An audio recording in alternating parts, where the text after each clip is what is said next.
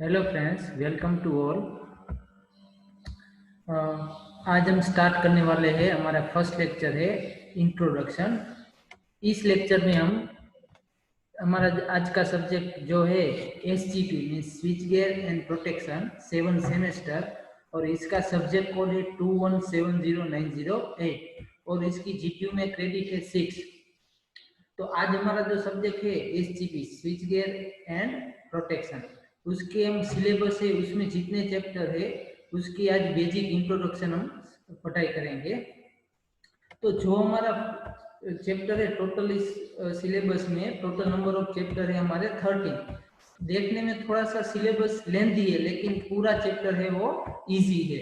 Plus में ये जो सब्जेक्ट है वो काफी हेल्पफुल है, इंडस्ट्रियल है, प्रैक्टिकल इस पर्पस हम बोल सकते हैं प्रैक्टिकल है। आप कोई भी इंडस्ट्री में जाओ, छोटी हो या बड़ी इंडस्ट्री हो, उसमें आप देखोगे उसमें एक कंट्रोल पैनल होगा।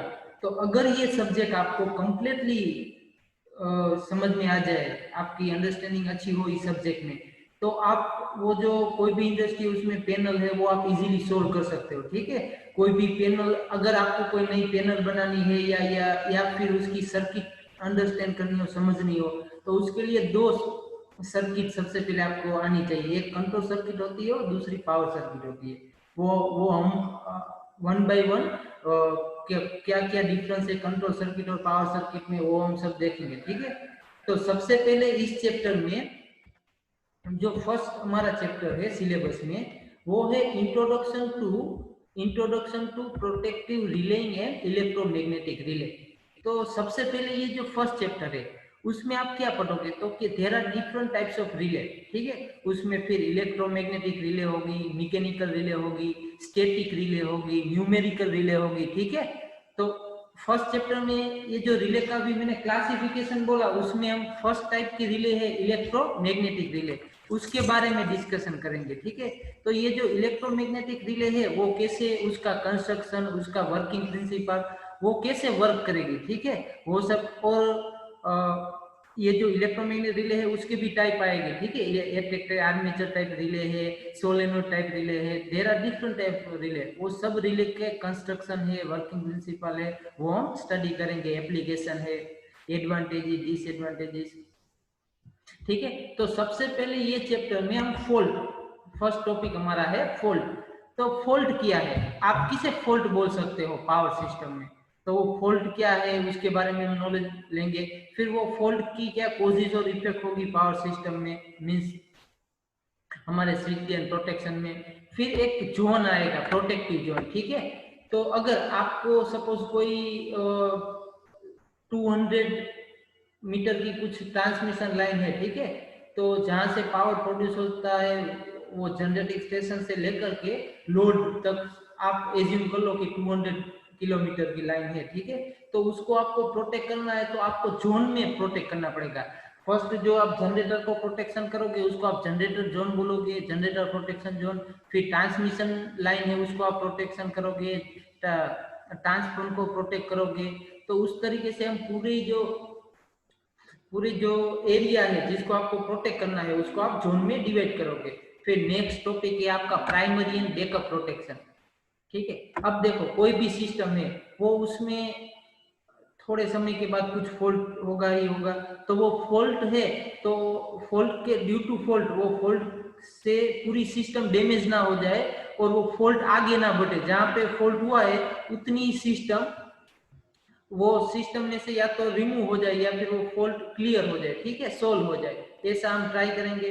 तो उसके लिए हमें प्रोटेक्शन यूज करना पड़ेगा। ठीक है, तो वो जो प्रोटेक्शन होगा उसको हम बोलेंगे प्राइमरी प्रोटेक्शन। लेकिन समझ लो कि यहाँ पे आपने कुछ प्रोटेक्ट के लिए कुछ इक्विपमेंट रख दिए, कुछ रिले वो सब, ठीक है, और आप वो रिले वो रखा और कुछ सिस्टम में कुछ फॉल्ट हुआ, तो वो रिले क्या होगी, ऑपरेट होगी, और जहाँ पे फॉल्ट हुआ है वो फॉल्टी पार्ट को सिस्टम में से आइसोलेट कर देंगे। ठीक है, तो ये जो पूरी सिस्टम हुई इसको हम बोलेंगे प्राइमरी प्रोटेक्शन। लेकिन कई बार ऐसा होगा कि जो प्राइमरी प्रोटेक्शन में रिले है वो उसमें कुछ प्रॉब्लम आ गया, तो आपका पूरा प्राइमरी प्रोटेक्शन क्या हो जाएगा, फेल जाएगा। तो उसके लिए आपको एक और प्रोटेक्शन भी रखना पड़ेगा पावर सिस्टम में, उसको आप क्या बोलोगे, बैकअप प्रोटेक्शन, ठीक है, उसको आप बोलोगे बैकअप प्रोटेक्शन, ठीक है। फिर नेक्स्ट टॉपिक है जो प्रोटेक्शन सिस्टम, आपने जो प्रोटेक्शन सिस्टम है आपकी वो कैसी होनी चाहिए, मीन्स उसकी डिजाइबल क्वालिटी कैसी होनी चाहिए, ठीक है, वो हम डिटेल में स्टडी करेंगे।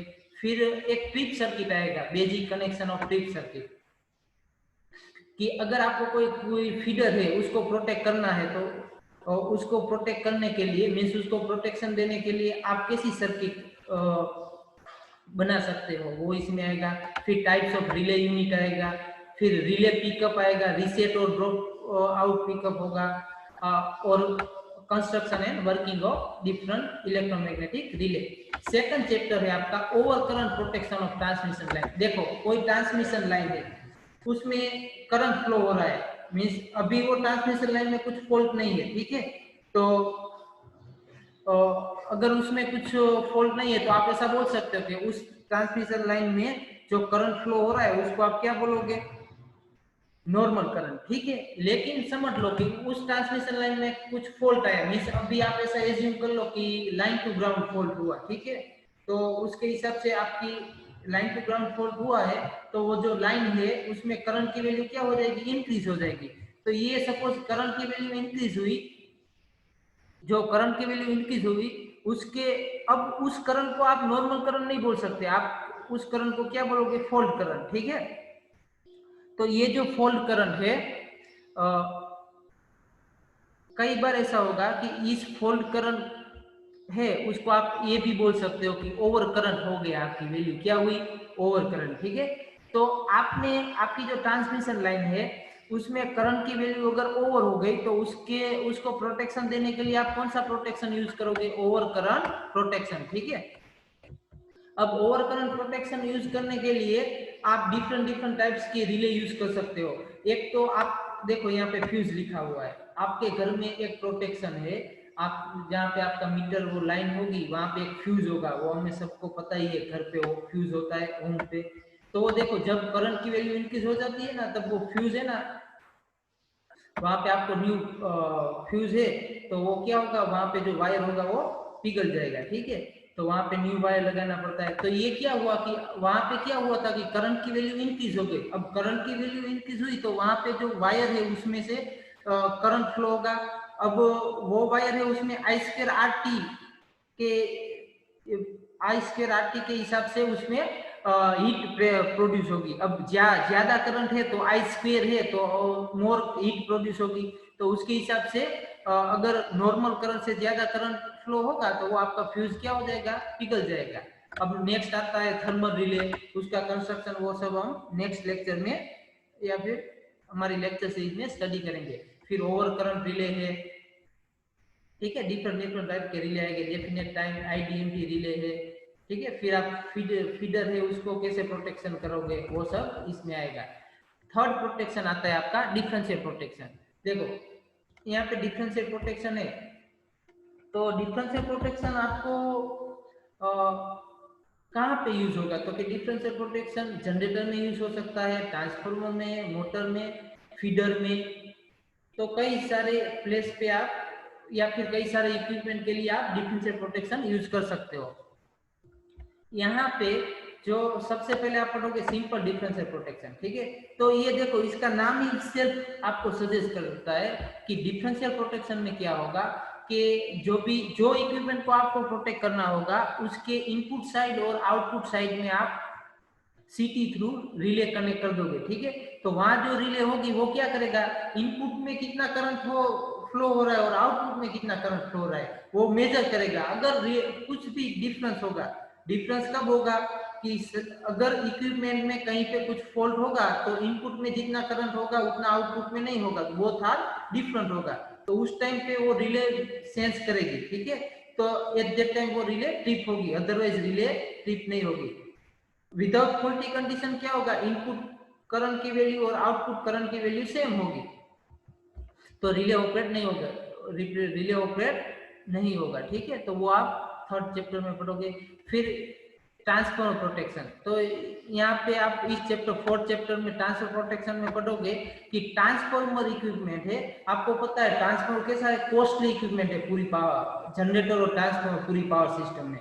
तो इस ट्रांसफॉर्मर को आप कैसे प्रोटेक्ट कर सकते हो, तो transformer there are many type of fault हो सकते हैं, ठीक है। तो डिफरेंट टाइप ऑफ फॉल्ट, उसके हिसाब से आप अलग अलग टाइप के प्रोटेक्शन यूज करोगे, ठीक है। यहाँ पे ओवर फ्लक्सिंग है, डिफरेंशियल है, ओवर करंट है, इंटरटर्न फॉल्ट है, वो हम सब बाद में डिस्कस करेंगे लेक्चर में। अब एक आता है distance protection of transmission line. तो ये प्रोटेक्शन है जो आपकी लाइन होगी, ट्रांसमिशन लाइन होगी, उसके डिस्टेंस से उसके हिसाब से ये ऑपरेट होगा प्रोटेक्शन, ठीक है। और उसके लिए हमें डिफरेंट टाइप की रिले यूज करनी पड़ेगी, इंपीडेंस रिले है, मोर रिले है, रिएक्टेंस रिले है, ठीक है। फिर उसमें अलग अलग वर्ड आएंगे, रीच आएगा, अंडर रीच आएगा, ओवर रीच आएगा, ठीक है। वो हम बाद में डिस्कस करेंगे। हमारा 6th चैप्टर है carrier aided protection of transmission line, ठीक है। तो सबसे पहले इस चैप्टर में देखेंगे कि need of carrier aided protection of transmission line. फिर उसके में हम देखेंगे कपलिंग एंड ट्रैपिंग कैरियर की, कपलिंग का क्या यूज है, ठीक है। फिर उसमें जोन आएगा अलग अलग टाइप के। 7th हमारा चैप्टर है जीपी का जनरेटर प्रोटेक्शन। तो जनरेटर प्रोटेक्शन, तो ये जनरेटर इक्विपमेंट पावर सिस्टम में सबसे कॉस्टली इक्विपमेंट है, तो जनरेटर, ठीक है। तो कोई भी इक्विपमेंट है उस पे उसमें फॉल्ट आ सकता है, तो वो जो फॉल्ट है उसको आप कैसे क्लियर करोगे, तो कौन कौन से टाइप के फॉल्ट हो सकते हैं जनरेटर में, तो ये सब आप इस 7th चैप्टर है जनरेटर प्रोटेक्शन में पढ़ोगे। कोई भी जनरेटर है, सबसे पहले आपको जनरेटर का कंस्ट्रक्शन पता होना चाहिए, वर्किंग प्रिंसिपल पता होना चाहिए। तो कंस्ट्रक्शन में आप पढ़ चुके हो कि जनरेटर है उसमें मेन 2 पार्ट होते हैं, एक स्टेटर और रोटर। तो फिर स्टेटर में कौन कौन से फॉल्ट होंगे उसको आप कैसे सोल्व कर सकोगे, रोटर में कौन कौन से टाइप के फॉल्ट हो सकते हैं उसको आप कैसे सोल्व करोगे, ये सब किसमें आएगा, जनरेटर प्रोटेक्शन। 8th चैप्टर है आपका इंडक्शन मोटर प्रोटेक्शन, ठीक है। इंडक्शन मोटर प्रोटेक्शन में भी आप सेम पढ़ोगे कि कौन कौन से फॉल्ट हो सकते हैं इंडक्शन मोटर में, और आप उसको कैसे सोल्व कर सकोगे, मीन्स उसको आप किस तरीके का प्रोटेक्शन अप्लाई कर सकते हो, ठीक है। 9th चैप्टर है हमारा न्यूमेरिकल प्रोटेक्शन। देखो ये जो न्यूमेरिकल प्रोटेक्शन है, फर्स्ट लेक्चर में हम एक बार डिस्कस किया था अभी, सॉरी फर्स्ट चैप्टर में हमने अभी डिस्कस किया कि अलग अलग टाइप के रिले हो गए, ठीक है। उसमें एक रिले आएगा न्यूमेरिकल रिले। तो न्यूमेरिकल रिले काफी एडवांस रिले है, ठीक है। तो ये न्यूमेरिकल रिले किस तरीके से वर्क करेगा, उसका ब्लॉक डायग्राम, उसका वर्किंग प्रिंसिपल, और जो न्यूमेरिकल प्रोटेक्शन है आप उसको ट्रांसमिशन लाइन के डिस्टेंस प्रोटेक्शन के लिए कैसे अप्लाई कर सकोगे, ये सब आप किस चैप्टर में पढ़ोगे, 9th चैप्टर में, ठीक है। और 10th चैप्टर है हमारा थियरी ऑफ सर्किट इंटरप्शन। देखो अब जब हम फर्स्ट चैप्टर में ट्रिप सर्किट पढ़ेंगे, रिले की ट्रिप सर्किट, ठीक है, तो उसमें मैं आपको बताऊंगा कि जो सिटी की सेकेंडरी है वो उसका कनेक्शन रिले कॉइल से होगा, फिर रिले कॉइल है उसका connection trip circuit means circuit breaker के साथ होगा। तो सर्किट ब्रेकर है, तो सर्किट ब्रेकर में क्या होता है, देखो 2 कॉन्टेक्ट होते हैं, ओपन कॉन्टेक्ट है और एक क्लोज कॉन्टेक्ट। तो एक कॉन्टेक्ट है उसकी पोजीशन ऐसे ही रहेगी, और दूसरा कॉन्टेक्ट है वो जैसे फॉल्ट होगा तो वो कुछ ऑपरेट होगा अपनी पोजीशन, ये समझ लो, ये एक मेरा फर्स्ट कॉन्टेक्ट है, एक दूसरा कॉन्टेक्ट है, ठीक है। नॉर्मल कंडीशन में ये कॉन्टेक्ट इस तरीके से होगा, लेकिन जब फॉल्ट होगा तो दोनों कॉन्टेक्ट ऐसे हो जाएंगे, ठीक है। तो वैसे ही इस जब नॉर्मल कंडीशन होगी तो दोनों कॉन्टेक्ट इस तरीके से होगा, लेकिन जब फॉल्ट होगा तो ये कॉन्टेक्ट ऐसे होगा। तो इन दोनों के बीच में क्या होगा, एक इलेक्ट्रॉन का फ्लो होगा। जो इलेक्ट्रॉन का फ्लो हुआ दोनों के कॉन्टेक्ट के बीच में, वहां पे एक आर्क प्रोड्यूस होगी, ठीक है, उसको हम आर्क बोलेंगे। तो ये जब यहाँ पे देखो चैप्टर का नाम ही लिखा है कि थियरी ऑफ सर्किट इंटरप्शन, जब सर्किट इंटरप्ट होगी तो दोनों के बीच में जो आर्क प्रोड्यूस होगा मींस फेनोमेना ऑफ आर्क, उसको आप आर्क को कैसे मेंटेन करोगे, रिड्यूस करोगे, ड्यू टू आर्क जो प्रोड्यूस हुई उस आर्क के ड्यू टू कौन किस टाइप के लॉसेस हो गए, वो सब हम इस 10th चैप्टर में पढ़ेंगे, ठीक है। अब हमारा नेक्स्ट चैप्टर है circuit constant in relation to circuit breaking. जब आपकी सर्किट ब्रेक होगी तो कौन कौन से कांस्टेंट पिक्चर में आएंगे, वो सब हम कैपेसिटर स्विचिंग होगा, ये सब हम इसमें पढ़ेंगे, ठीक है। सर्किट ब्रेकर का रेटिंग है, सर्किट का कांस्टेंट है। फिर हमारा 12th चैप्टर है theory and practice of conventional circuit breaker and modern circuit breaker. देखो इस चैप्टर में मैंने आपको बताया ना कि अगर आपको कोई भी ट्रांसमिशन लाइन है, जनरेटर है, किसी का भी प्रोटेक्शन करना है तो कितने 3 इक्विपमेंट चाहिए। कितने इक्विपमेंट चाहिए? 3। कौन कौन से? फर्स्ट है आपके सीटी means current transformer, second equipment है आपका रिले, ठीक है, और थर्ड इक्विपमेंट है आपका सर्किट ब्रेकर। तो ये जो थर्ड मैंने अभी बोला सर्किट ब्रेकर, तो उसके टाइप हम पढ़ेंगे कि सर्किट ब्रेकर में क्या उसका कंस्ट्रक्शन पढ़ेंगे, ठीक है, ये सब 12th चैप्टर में आएगा। और हमारा 13 चैप्टर है protective current transformer and potential transfer. Means अभी मैंने बोला ना सीटी मींस करंट ट्रांसफर और पीटी मींस पोटेंशियल ट्रांसफर। तो इसके बारे में उसका कंस्ट्रक्शन है, वर्किंग प्रिंसिपल है, इसको हम कैसे प्रोटेक्शन के लिए यूज कर सकते हैं, ये सब हम कहाँ पढ़ेंगे? इस चैप्टर में, ठीक है। तो नेक्स्ट लेक्चर में हम हमारा फर्स्ट चैप्टर स्टार्ट करेंगे, ठीक है, इलेक्ट्रोमैकेनिकल रिले। Thank you.